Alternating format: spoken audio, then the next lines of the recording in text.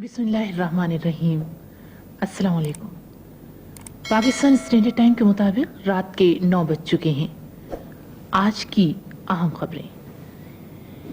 Election commission نے قومی assembly میں اقلیتوں کے لیے مخصوص 10 نشستوں کا انتخاب لڑنے والے امیدواروں کی قطعی فہرست جاری کر دی۔ راولپنڈی میں سعودی عرب کے دفاع اور ہوا بازی کے وزیر پرنس سلطان بن عبدالعزیز نے صدر مملکت جنرل محمد ضیاء الحق سے ملاقات کی۔ انہوں نے صدر پاکستان کو سعودی عرب کی شفاعت کا نیک تمناؤں کا پیغام پہنچایا۔ رومانیہ کے صدر جناب نیکولائی چاوشسکو نے صدر مملکت کے نام اپنے پیغام میں یقین ظاہر کیا ہے کہ پاکستان اور رومانیہ کے درمیان بین الاقوامی اور دو طرفہ امور میں قریبی دوستانہ اور تعلقات کو اور تعاون کو مسلسل فروغ حاصل ہوگا۔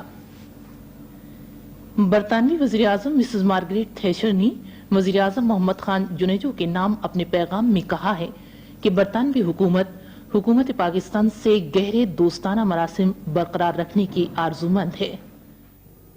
بسم اللہ الرحمن الرحیم۔ السلام علیکم۔ پاکستان اسٹینڈرڈ ٹائم کے مطابق رات کے 9 بج چکے ہیں۔ آج کی اہم خبریں۔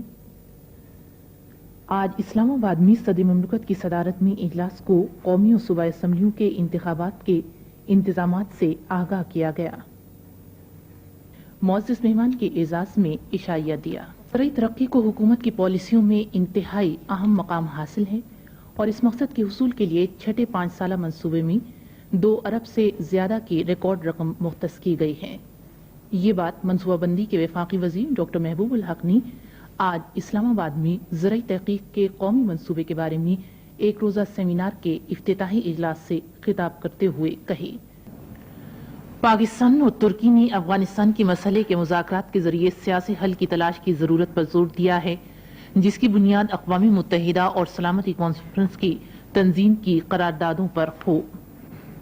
یہ بات ترکی کے صدر جناب کینان ایورن کے پاکستان کے 3 روزہ سرکاری دورے کے اختتام پر اسلام آباد اور انقرہ سے بیک وقت جاری ہونے والے مشترکہ اخباری بیان میں کہی گئی ہے۔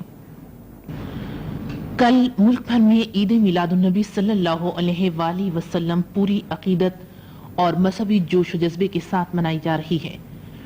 مختلف سرکاری اور نجی اداروں نے عید میلاد کی تقریبات کے سلسلے میں خصوصی پروگرام ترتیب دیے ہیں۔